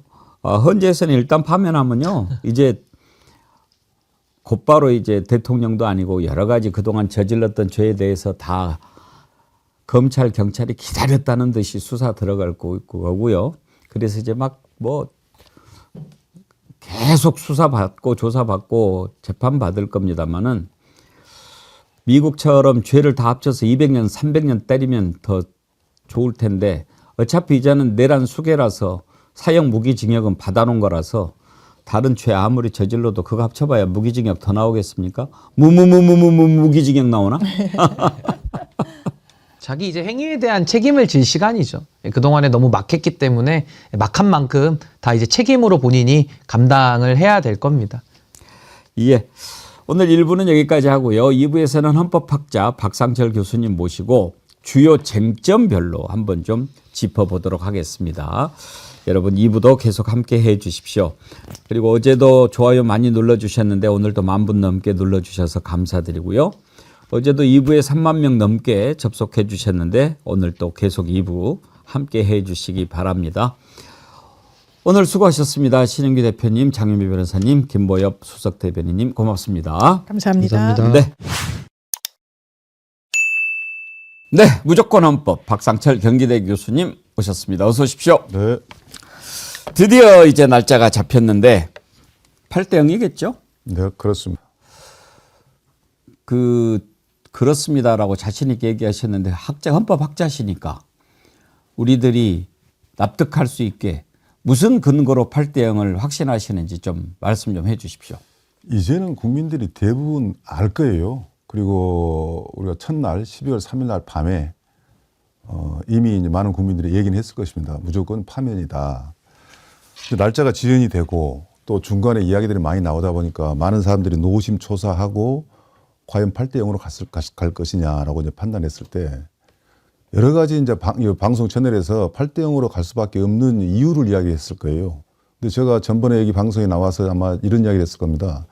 그 논리를 더 탄탄하게 하기 위해서 노무현 전 대통령하고 박근혜 전 대통령과의 탄핵하고 비교를 해보면 지금 이따 뭐 자세히 이야기할 기회가 있을 것 같습니다만은 윤석열 대통령이 저지른 파면 사유는 너무도 차고도 넘친다.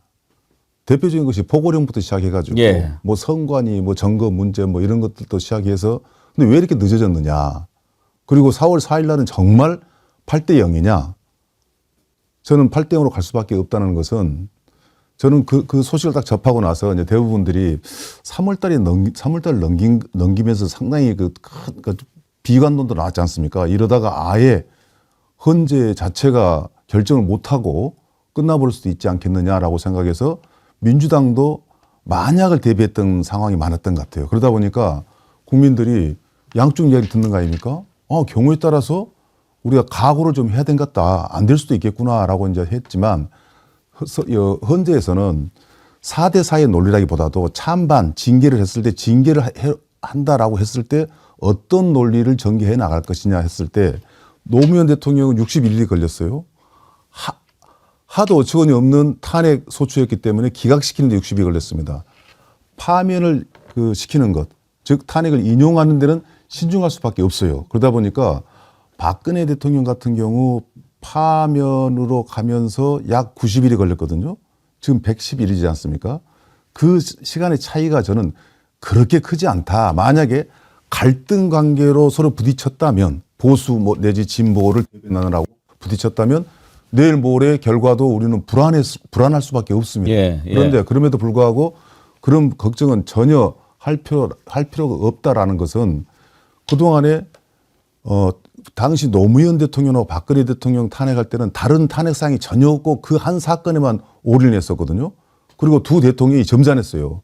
그런데 이번에 윤석열 대통령은 매번 나와서 변론을 하면서 여러 가지 반론을 제기하고 이런 상황. 또 더 중요한 것이 말이죠. 지금 언론이나 언론 매체 환경, 정치 환경이 벌써 8년 전하고 다릅니다. 너무나 지금 환경이 정치적으로 예민하기 때문에 여기에 대한 시간이 있을 수밖에 없고 저는 그래서 시간이 지연된 것은 갈등도 갈등이지만은 파면으로 정해 놨기 때문에 날짜를 잡으면 그날이 선고가 나올 것이다. 그래서 저는 4월 4일이 다소 늦게 늦었지만 파면으로 가는 과정에서의 내부적인 논의에 있어서는 어떻게 보면 아쉽지만 합리적인 날짜가 정해진 거다라고 생각하기 때문에 저는 아주 편안하게 희망사항 아닌 정말 8대 0으로 파면됩니다라는 이야기를 제가 자신 있게 합니다. 그렇군요. 그런데 이제 그동안의 선고 날짜가 너무 늦게 나오니까 안에서 무언가 반대 의견이 있기는 있는 모양이다 이렇게 생각하지 않았겠습니까? 있을 수 있고 그랬을 때 그러면 반대 의견을 가지고 있는 사람들이 뜻을 바꿨을까요? 아니면 안 바꾸고도 그래도 이게 국가의 혼란을 막는 길이다 해서 그냥 8대 0으로 가는 걸까요?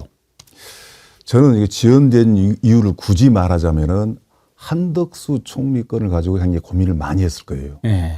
한덕수 총리도 사실 파면의 사유가 많거든요. 저는 대통령 대행이지만 대통령이라 치고 박근혜 전 대통령하고 파면 사유를 치다면 저는 한덕수 총리가 더 심하다고 봐요. 그럼 굳이 대행을 파면할 필요 있겠느냐라는 생각도 했을 겁니다. 그러다 보니까 인용한다, 기각한다, 각하한다라는 여러 가지 이제 그 결정 내용이 있는 그대로 보여줬지 않습니까? 여기에 이제 국민의힘 쪽에서는 힘을 얻고는 있었던 것 같아요. 그러나 자 한덕수 총리 문제를 해결하면서 했던 것이 뭐냐면 굳이 내란에 가담했냐 안 했냐 따지지도 않았어요. 다른 사유로 그 정도 사유면 대행 정도는 할 수 있다라는 판결을 내렸지 한덕수 건을 놔두고 서로 간에 이건 파면하자 말자라는 의견이 충돌했던 것이지 그거하고 비교해서 그래서 윤석열 대통령은 파면할 거냐 안 할 거냐. 예를 들어 심지어는 이재명 민주당 대표의 2심 결과를 보고 판단할까 안 할 것이냐. 이건 뭘 뜻합니까? 또 하나는 한덕수 대행을 파면 안 해야지 대통령을 파면시키더라도 전국 안정이 온다. 정반대되는 의견이지만 이것은 벌써 이미 정치적인 고려가 개입된 거 아닙니까? 그러나 헌법재판소에서 결정을 내릴 때는 정치적인 배경은 의식하지만 정치적인 성향으로 결정문을 써갈 수는 없어요. 예. 아마 이번에 그 결정문이 나오게 되면 많은 국민들이 우리나라 재판관들이 정말로 자고 오면 안 하고 법 논리에 의존하고 근거하고 있구나라는 걸 느끼게 될 겁니다. 예. 이것은 저의 장담이자 또 많은 사람의 바람일 수도 있어요. 만약에 헌법재판관이 지금 우리가 이야기하고 있는 지금 이 내용이 아마 우리 앵커님과 저하고 한 내용이 저희 둘만의 이야기는 아닐 거예요. 많은 사람들이 이런 내용을 공감하고 토론하고 있을 거란 말입니다. 즉 재판관이 8대 0으로 갈 수밖에 없는 것은 명약관여한 것이다. 늦어진 것은 나 혹은 그것이 갈등 관계로 내비쳐진 것은 저는 단언코 한덕수 총리 건 문제 때문에 그런 거지 뭐 다른 정치적 고려는 없었다고 생각합니다. 그러면 8대 0이면 개인 의견이나 보충 의견을 내는 재판관도 있을 거라고 보십니까? 저는 이번에도 있다고 봅니다. 있어요. 예. 뭐 전번 결정문하고 꼭 우리 기계적으로 비교해서는 안 예. 되지만 박근혜 전 대통령 때도 세 사람이 이제 보충 의견을 냈어요. 예. 두 사람은 김희수, 이준성 재판관은 사실 그 정도 문제 가지고 박근혜 대통령은 파면할 것은 아니다. 그러나 전체 의견이 그래서 전원 일치라고 그러잖아요. 전체 의견이 파면으로 가야 되기 때문에 동의한다라고 파면에는 이의가 없다. 예. 그러나 실제로 파고들면 좀 심한 건 있다. 그 내용을 그 보충 의견으로 달아달라 해서 그때 첨부가 됐던 예, 것이고 예. 또 하나는 이제 안창호 전번에 얘기했던 것 같습니다. 지금 국가인권위원장이죠. 지금은 윤석열 대통령이 배후로 지목받고 있지만 그 당시 재판관 할 때는 어떤 보충 의견을 냈냐면 다른 소수 의견이 아니라 파면 맞다. 왜 파면되냐? 박근혜 전 대통령은 그 정치적 폐해를 박근혜 대통령이 살려놓으면 파면 안 시키면 정치적 폐해를 축적시킨 거나 다름없기 때문에 확실하게 파면해야 된다라는 확실하게 파면하자는 의견을 보충 의견을 냈었어요. 그 정도가 달았거든요. 그래서 보충 의견은 뭐냐면 정말 소수 의견을 내는 것이다라고 하면은 소수 의견 같은 거 전혀 없을 수가 있어요. 예. 다 파면으로 간다고 볼 수 있기 때문에 그러나 보충 의견은 여러 가지로 나올 수 있습니다. 예를 들어서 각하라는 부분은 각하 결정이 아니고 소수 의견으로 나왔던 적이 있어요. 그게 노무현 전 대통령의 결정문입니다. 그 당시 야당에서 어떤 것까지 소출을 했냐면 대통령이 되면 취임 선서잖아요. 예. 정말 그 뭐 국헌을 준수하고 뭐 하겠다라는 선서를 해놓고 막상 그걸 지킨 바 있느냐 이게 막연한 소송을 한 거예요. 그래서 그것은 좀 이 소를 제기할 사안은 아니다. 예. 각하라는 게 그런 것들이거든요. 굳이 우리가 여기서 갑론을 할 필요 없는 거 아니냐 이런 것까지 세세하게 이제 달았던 것. 그래서 뭐냐면 보충 의견은 저는 분명히 있지만 그것이 반대 의견을 남겨두기 위한 그런 보충 의견은 아닐 것이다 이렇게 생각합니다. 만약에 그러면 보충 의견, 개인 의견이 있다면 지난번에 한덕수 총리 선고할 때 보니까 일부 재판관들이 자기 의견을 읽더라고요. 이번에도 그렇게 할까요? 이번에는 이제 인용이 하나로 간다면은 예. 지금 군 대행이 이제 혼자서 마무리를 하죠. 그러나 이제 따로 그렇지 기회를 주지는 않을 경우, 않고. 근데 한덕수 총리 때는 전체적인 그 기조는 파면까지는 아니지만 사실 심각한 내용이 있다라는 것을 나타낼 때 의견이 일치되지는 않았다. 전원 일치가 안 된 거죠. 예. 않았다는 것은 그런 것은 그 헌법재판소가 전통적으로 그런 의견을 이야기를 하고 돌아가면서 이야기를 하지만 아마도 이번에는 그런 모습은 나오지 않을 것 같다라는 생각이 듭니다. 그렇군요. 오늘은 저 내용을 한번 좀 중심적으로 다뤄보고 싶은데요. 지금 탄핵 심판 주요 쟁점이 5가지 아닙니까? 그렇죠. 비상계엄 선포 요건과 절차, 그다음에 계엄사령부 포고령 1호, 군 경찰 동원해서 국회활동 방해한 거, 군을 동원한 영장 없는 중앙선거관리위원회 압수수색, 그리고 정치인 등 주요 인사 체포 지시, 이렇게 5가지인데 뭐 이 5가지가 다 지금 해당이 되는 걸로 보이고 위반한 걸로 보이는데 사실 파면할 때는 이 중에 하나만 위반해도 파면되는 거 아닙니까? 그렇죠. 이 5가지 중에 하나만 위반해도 파면됩니다. 예. 근데 이 5가지 중에 뭐 좀 다툼이 있는 내용이 있다고 보십니까? 전혀 없고요. 예. 그러니까 조목조목하면 마지막 총점검하기 위해서 따질 필요는 있어요. 예. 검토는 해보지만 이게 지금 사전에 나름대로 변호사들하고 머리를 맞대고 사전 준비를 충분히 했던 내용들입니다. 그쪽에서 이제 변명하는 내용을 네. 보면 이따 이야기를 하겠지만, 근데 수준이 보면 야, 이 사람들이 그 변명한 수준 자체를 보면 정말 교활하고 정말 치졸할 정도의 그런 여러 가지 그 변명 사유들이 나와요. 그런데 또 한편 비상계엄을 저지르면서 굉장히 우리가 봐도 정말 놀라울 정도로 창피할 정도의 치졸한 모습으로 어설프게 했지 않습니까? 변명도 나름대로는 조목조목 치밀하게 합니다. 그런데 실질 보면은 교활하다. 우리가 소위 범미꾸라지잖아요. 그런 모습이 역력이 보이는데 우리가 첫 번째가 한번 이야기해 볼까요? 예. 첫 번째가 비상계엄 선포 요건과 절차. 요건 자체가 그 내용이나 즉 실체적이나 절차적으로 맞지 않다라는 것 중에 하나가 일단 저희들은 모든 국민들은 이건 간단하게 이건 위반했다고 생각하는 거죠. 비상계엄이라는 것은 전시 내지는 그에 준하는 사태가 벌어져야 되는데 전혀 그렇지 않다라는 것. 그 하나만 봐도 이제 불법 그 계엄인데 이걸 어떻게 이제 변명하고 있냐면 야당이 줄탄핵을 하고 예산 삭감 조치를 해서 이것은 국가 비상사태라 생각해서 비상계엄을 했습니다라고 이야기를 하거든요. 그런데 이분이 헌법교육을 제대로 못 받은 거예요. 국회가 할 수 있는 일이 뭡니까? 합법적으로. 탄핵은 합법적인 거예요. 또 예산이라는 것은 국회라는 것은 예산을 어떻게든 정부가 제대로 쓰거나 또 가급적이면 예산을 증액시킨 것보다는 예산을 삭감하는 게 야당의 국회의 임무란 말이죠. 그걸 해서 귀찮다고 비상계엄을 했다라는 것은 사유가 안 되는 거죠. 예를 들어서 어머니가 용돈을 아들이 용돈을 달라 그랬어요. 100원을 달라 그랬어. 근데 이번에는 80이 맞겠다. 그럼 어머니를 갖다가 제거해 버려야 됩니까? 국회가 이 국회를 가지고는 국가는 위기에 갈 수밖에 없다. 그래서 비상계엄 이건 뭘 뜻합니까? 국회 기능을 정지시켜 버리겠다라는 거란 말이죠. 그럼 역으로 말하면 대통령이 저지른 그 전에 위헌 위법은 굉장히 많았어요. 사실 지금 이 대통령을 비난했지 야당은 대통령을 탄핵시키려는 생각 그 전에 추호도 갖지를 않았습니다. 계속 강하게 비난했을 뿐이죠. 대표적인 것이 우리가 지나간 일이지만 법률로 안 되니까 영으로 헌법과 법을 위반한 경우가 굉장히 많았어요. 예. 대표적인 것이 건박 완수입니다. 등이라는 조항 하나 가지고 국회에서 통과시킨 검찰과 경찰과 수사권 조정 문제를 실질적으로 백지화시켜버린 것도 있거든요. 사실 이것도 시비를 걸자면 대통령이 법을 위반했다라고 시비를 걸 수 있는 문제예요. 그런 문제 넘어갑니다.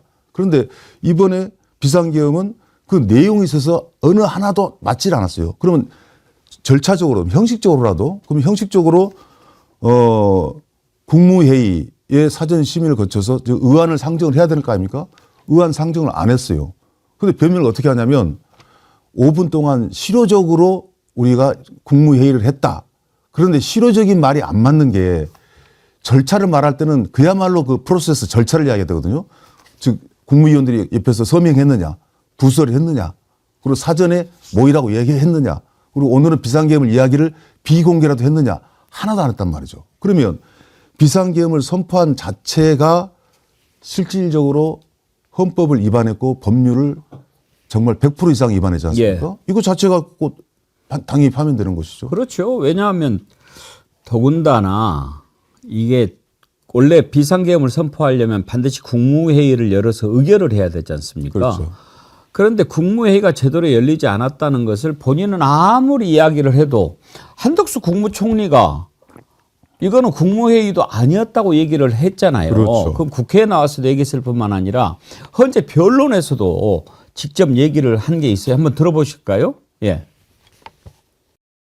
실질적인 국무회의가 이루어진 것이라고 볼 수 있지 않겠습니까?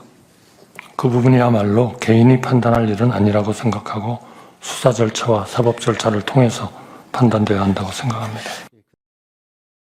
이제 저 부분은 그 앞에 재판관 질문에 대해서 흠결이 있고 뭐 정식적인 국무회의라고 할 수가 없다라고 하니까 이제 윤석열 측 변호인이 저런 식으로 한번 좀 너 우리 편 아니야, 이렇게 얘기를 해봐라고 하는데도 저런 답변을 한 거거든요. 그렇죠.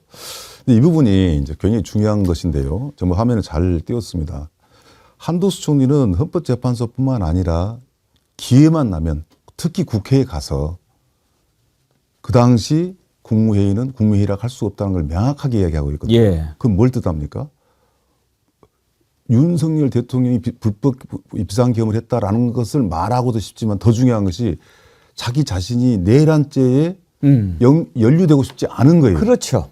거기서 도망가고 싶은 거죠. 그렇죠. 대응을 하는 것보다 그게 더 겁이 났던 것입니다. 그렇기 때문에 헌법재판소가 재개가 되면 이 부분은 자기가 작심하고 이야기를 준비하겠다고 해서 뭐 150명 의석이냐 200석 이상으로 이 탄핵을 시킬 수 있느냐 없느냐에 대한 논쟁이 돼서 말끔하게 저는 일단 승복하고 헌법재판소의 결정을 받겠다. 탄핵 결정을. 그것은 내란죄로서 벗어나고 싶었던 것이죠. 즉 벗어나고 싶었던 것이었는데 그것은 무엇을 뜻하냐면 윤석열 대통령이 하고 있는 것은 내란이었습니다. 정상적인 비상계엄이 아니었습니다. 우리가 허락하지 않았고 동의하지 않았습니다. 이거거든요. 이건 자체 내에서도 고발한 거나 마찬가지예요. 그래서 저는요, 어떻게 보면 이번 소추를 했을 때, 탄핵 소추를 할 때 이거 하나만 가지고도 충분했었어요. 그렇죠. 예. 그래 처음에 이제 뭐 내란까지 했는데 너무 이제 커지니까 왜냐하면 그 정도로 그러면은 심리가 길어지지 않습니까? 그러면은 교수님 보시기에 이 5가지 쟁점 중에서 그야말로 딱 떨어지고 이거 하나만 갖고도 끝난다고 하는 게 이겁니까? 아니면은 정치인 등 주요 인사 체포 지시입니까? 중앙선거 관련의 압수수색입니까? 국회활동 방해입니까? 계엄사령부 포고령 1호입니까? 저는 다 포함이 된다고 보는데. 제일로 큰 죄가 어떤 겁니까?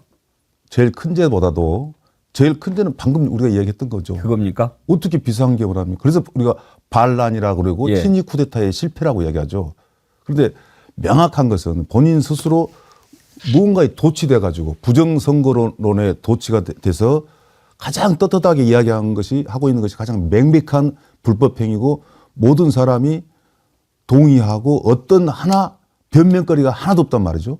저는 그 선관위를 장악을 시도했던 것, 그 장면들 다 봤지 않습니까? 그 선관위라는 헌법기관을 영장 주의에 전혀 무색할 정도로 군을 미리 투입시켜 놓는 것. 예. 그 변명을 어떻게 하고 있습니까? 다른 것도 다 변명을 하고 있거든요.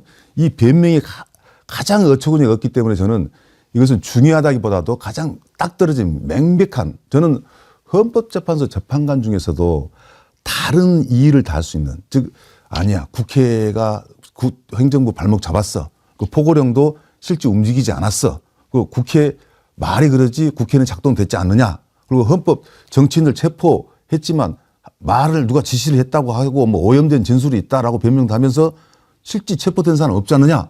이렇게 이 뭔가 좀 변명을 받아들일 수 있는 수도 있지만 선관위를 장악한 것은 뭐라고 변명하냐면 선관위 시스템이 제대로 작동되고 있는가를 갖다가 점검하러 갔다라고 하는 변명을 한 걸 보고 변명 주고는 가장 수준 낮은 저는 변명이라고 보고 저는 다른 것도 차고 넘친 건 물론이고 이 부분도 저는 아마도 헌법재판관이 딱 떨어진 이 인용의 근거로 저는 삼고 있지 않냐라고 생각합니다. 오늘 5대 쟁점을 이렇게 하나하나 짚어보려고 했는데 큰 의미가 없을 것 같습니다. 맞습니다. 이미 사실 뭐 다 저기가 됐고 그러면 다른 걸 한두 가지 좀 여쭤보겠는데요.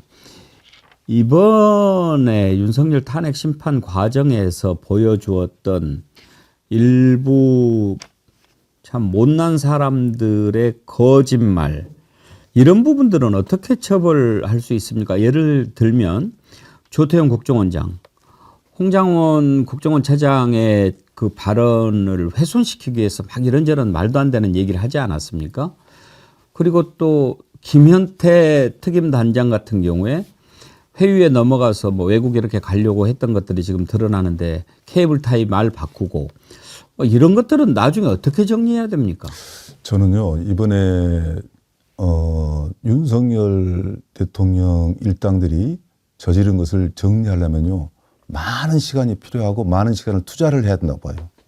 궁극적으로는 새로운 정부가 들어서고 또 새로운 정부 들어선 국회에서 정말로 여야가 4월 4일 이전은 있고 정말 이번 내란 사태가 실제 이 시도가 됐지 않습니까? 상당 부분 진행이 됐어요.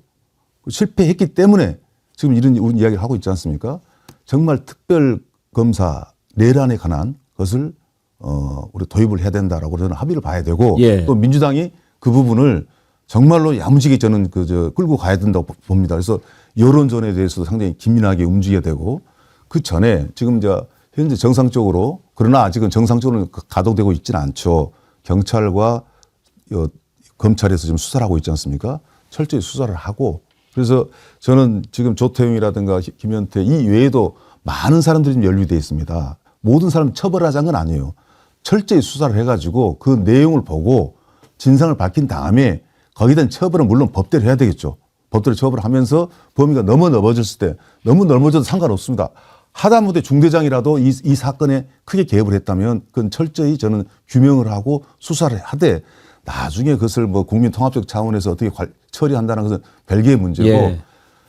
이 문제는요 특검은 기본이고 그 이상의 예를 들어서 국회에서 청문회를 다시 시작해야 됩니다. 우리가 50이라는 단절이 없었으면 그나마 여기까지 왔겠습니까? 그때 50 청문회라는 거 기억나실 거예요.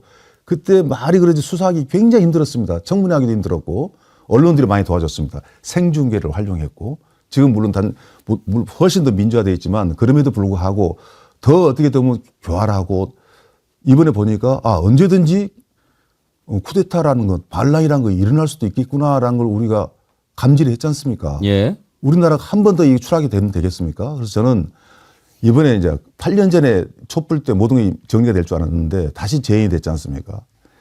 정말 어렵게 본 거란 말이죠. 어렵게 얻은 것을 소중하게 우리가 이제 역사에 정말로 중심으로 삼아야 되는데 그러기 위해서는 내란죄 관련돼서는 앞으로 이 정부, 우리 국민들이 해야 될 일이고 앞으로 새로 거듭날 검찰, 경찰들이 저는 철저하게 규명해야 될 일이라고 생각합니다. 그렇죠. 그리고 이제 정권이 바뀌면 완전히 세상이 달라지는 게 지금 수많은 법안들을 계속 거부해가지고 발효를 못 시켰지 않습니까? 이번에는 뭐 이제 그야말로 집권 여당이 다수당이기 때문에 거부권을 행사할 일도 없고 그렇죠. 그야말로 뭐 착착착착착 진행이 되게 돼 있기 때문에 시간 문제가 되는 거죠. 뭐 혹시라도 막 이렇게 트라우마 때문에 걱정하시는 분들이 계시는데 김건희 뭐가 막아주겠습니까? 그렇습니다. 그래서 이제 민주당과 지금들 야당들이죠. 야당이 정말 역할 앞으로 굉장히 중요할 것 같아요. 지금 시국에서 지금 내일 모레 4월 4일 날 역사적인 결단이 이루어질 때 많은 중산층들이 이제는 역사가 바뀌구나라는 것을 통합하고 그런 흡인력도 저는 이제 지금 야당들이 지금 준비를 해야 한다고 보고 특히 야당들은 그래야 돼요. 이번에 총선에서 압승을 했던 이유는 국민들이 이미 총선 때 윤석열 정부에 대해서 탄핵을 했는지도 몰라요. 그래서 야당한테 그런 표가 저는 많이 갔다고 보거든요. 윤석열 대통령을 중심으로 하는 그 주변의 많은 세력에 대한 국민들의 눈높이는 높지 않습니까? 제대로 본 겁니다. 그게 본인의 어마어마한 큰 판단 착오로 12.3이라는 그 비상계엄이 나와서 그 시간이 앞당겨져 있다. 그래서 많은 국민들은 오히려 윤석열 대통령이 이런 사고를 친 것은 대한민국을 위해서 장기적으로는 좋은 것이다라고 이야기하는 사람도 있지 않습니까? 그러나 이게 장기적으로 좋으려면 여기에 대한 사후에 앞으로의 민주당과 다른 야당들이 철저하게 이 부분에 대해서는 규명하겠다는 의지를 저는 가져야 한다고 보고 저는 총선에서 이미 이런 것들은 예고되어 있었지 않느냐 국민들의 어떤 명령이었다고 봅니다. 그리고요 앞부분에 우리가 그런 부분 잠깐 좀 생각해 봤는데 지금 이제 내일 모레 파면 선고가 나면 곧바로 이제 60일 이내에 대선 치르지 않습니까? 근데 지난번 문재인 대통령 때도 경험했지만 이렇게 해서 선거를 치르면 인수위가 없이 곧바로 출범을 하게 되기 때문에 참 준비가 필요하고 그러는데도 아쉬움이 많잖아요. 근데 이제 제일 걱정되는 게 청와대입니다. 지금 교수님은 후임 대통령이 용산 들어가는 거 찬성하십니까? 저는 청와대 다시 가야 한다고 봐요. 그러니까요. 그러면 청와대로 다시 가야 되는데 지금 한덕수가 이 다음 대통령 뭐 누가 될 거라고 뭐 지가 생각은 하겠지만 청와대 보수 들어가겠습니까? 이제 두고 봐야 되겠는데 저는 4월 4일 이후는 180도 좀 바뀌어서 그런 준비까지 저는 해 주시라고 보는데 제가 여기 오기 전에 어떤 기자가 이제 뭐 인터뷰를 요청하더라고요. 예. 그러면서 참 요즘 세상이 그래요. 이번에 4월 4일 날 탄핵 파면이 돼서 조기 대선이 이루어지려면 60일 이제면 6월 3일 아닙니까? 그래서 자기가 중앙선관위 전화를 했대요. 일정을 어떻게 정하냐고. 그래서 그건 정부에서 정한다. 그건 맞는 이야기거든요. 그러면 정부에서 했을 때 만약에 바로 이런 이야기가 나온 거예요. 한덕수 총리부터 시작해서 모든 국민의원들이 그 회의에 불참해가지고 선거 날짜가 안 정해지면 어떻습니까? 라는 걱정까지 하는 거예요. 예. 뭐 그렇다면 그래서 원래 법이란 것은 조항이 없으면은 우리가 민법상 그 조리의 이성과 판단의 상식에 의거해서 하는 것이 법인데 이번에 경험하면서 법을 마구 흔들리다 보면 나라가 흔들리다는 걸 이번에 느꼈다. 그래서 이건 좋은 계기가 됐지만 저는 한덕수 국무총리가 그럴 것까지는 안 간다고 저는 봐요. 예. 왜냐하면 새로운 정부가 들어섰을 때 권한대행이 그러라고 권한대에 있는 거 아니겠습니까? 그래서 준비를 철저히 해줘야 되는데 첫째 인수위원회가 없기 때문에요. 새로운 정부가 들어서도 현재 국무총리 장관들이 한 20일 가까이 또 장관을 합니다. 사전에 준비가 돼야 돼요. 그러나 대통령이 되겠다고 나선 정당이 마치 우리가 이미 정권 잡은 것 같이 또 막 이 사전 예비 내각을 만든 것도 또 비난의 소리를 받고 정치적으로 유리하지 않기 때문에 그걸 또 노골적으로 할 수도 없거든요. 그래서 문재인 정부도 기억이 납니다. 당시 문재인 후보가 대통령이 될 것 당연하게 알면서도 불구하고 인수위원회를 철저히 사전에 할 수가 없었고 그 다음에 막상 정권을 잡고 나서도 야당이 더 힘이 세다 보니까 정부 어떤 조직법에 대한 개각 같은 거 못했거든요. 그리고 윤석열 대통령이 그대로 와버렸고 그래서 지금 우리 현재 이 정부 조직은요 심각합니다. 헌법 못지않게 정부 조직법이 20-30년 전에 그 세상을 이끌어가는 행정부예요. 그런데 20-30년에 우리나라하고 지금 현재 우리나라는 너무나 다르지 않습니까? 뭐 AI를 보고 말할 필요 없이 다행히 야당, 특히 민주당이 다수당이 돼 보니까 사전에 준비만 철저히 한다면은 정부 출범과 동시에 정부 조직법 이런 걸 손볼 수 있기 때문에 그런 부분은 걱정은 안 돼요. 이번에 사전 인수위원회가 없다 할지라도 그 충격은 충분하게 흡수할 수 있으리라 보고 다만 이제 한덕수 대행을 비롯한 지금의 이제 내각은 4월 4일 날 인용이 됐을 때 정말 그 60일간을 정말 특히 첫 번째 주에 정말로 그동안의 원망을 받아왔던 것에서 정말 새로운 모습 면모를 보여줘서 우리나라 공직사회가 살아있다라는 것을 보여줘야지 만약에 안 해주면 어쩔까요? 라고까지는 우리가 걱정 안 했으면 좋겠습니다. 그렇죠. 근데 뭐 이제 여러 가지 아이디어들이 나오던데 지금 용산으로 들어가는 것을 원하는 국민들은 거의 없고 없죠. 지금 세종의 공간이 하나 있기는 있죠. 네, 총리 공간이 공간이라고 있고. 볼 수가 없고요. 예. 저는 이제 이런 생각을 합니다. 지금 청와대로 제가 왜 거침없이 바로 들어가야 됩니다 생각했냐면 예. 직전에 민주당 정부가 사용했기 때문에 그게 아니라 청와대라는 것은 우리나라 정통 정치 세력들의 중심이 됐어요. 그래서 진정한 보수라면 그리고 현재 진보라면 청와대에서 다시 한국 정치를 복원시키는 원점으로 돌아가는 데서는 정치적으로나 모든 것이 이상 없이 저는 합의가 된다고 보거든요. 용산은 절대 갈 수가 없지 않습니까? 예. 이제 세종시 문제는 세종시는 그야말로 우리가 미국의 백악관, 워싱턴 같이 만들려면 지금 행정부는 거의 다 가 있잖아요. 그러면 국회와 대통령실이 같이 움직이는 그런 것을 호흡을 조절해서 저는 정할 문제라고 생각하고 뭐 세종시로 그래서 용산이 안 되기 때문에 바로 세종으로 간다라는 것은 지금 대통령은요 행정 수반으로서만 대통령의 의미가 아니라 군 통수권자에다 국가의 원수로서의 위상을 재정립해야 된다는 그런 상황에 와 있지 않습니까? 그래서 저는 청와대로 가고 저는 그 특위도 하나 가동했으면 좋겠어요. 예. 청와대에서 그럼 왜 용산으로 갔느냐. 그 경과는 아마 조사하면 저는 금방 나온다 보거든요. 그래서 저는 그 역사에 잠깐 시절이었지만 잘못된 것을 복원시킨다는 의미에서도 청와대에 가는 것이 맞고 지금 청와대 상황을 확인해 보니까 뭐 영빈관실은 여전히 대통령실에서 활용하고 있고 또 일반 국민들도 청와대 막상 공개해 놓으니까 이게 개인적으로 보는 그런 공간보다는 뭐 만약에 다시 대통령실로 간다라면 거기에 대한 거부 반응은 그렇게 크지 않을 겁니다. 예. 끝으로 한 가지만 더 여쭤보겠습니다. 이제 사실 집중을 해야 될 때라서 개헌 얘기하는 것이 조금 조심스러운 시기이긴 합니다만 어찌됐든 개헌은 해야 될 일이 많지 않습니까 지금? 그러면 일단 대선 때까지는 개헌 얘기를 않고 그다음 정부가 이렇게 하는 것이 맞을까요? 아니면 몇몇 개헌에 대해서 공감대가 형성이 되면 대선 기간에 후보들끼리 이걸 공약으로 내거는 방법은 어떻습니까? 반드시 해야 돼요. 지금까지 개헌을 하지 않아야 될 이유는 뭐냐면 현재의 전국의 흐름 위에 블랙홀이 돼서 다른 방향으로 이 정치의 흐름이 빠져서 개헌이라는 것 중차된 것도 있지만 지금 제일 중요한 건 탄핵 아닙니까? 이 탄핵에 대한 마무리를 하는 것을 방해할까 봐서 개헌을 이야기 안 했을 뿐이지 이 헌법이 어떻게 보면 이 헌법의 가장 안 좋은 점을 약점을 활용해서 저지른 일이 윤석열의 내란 사태란 말이죠.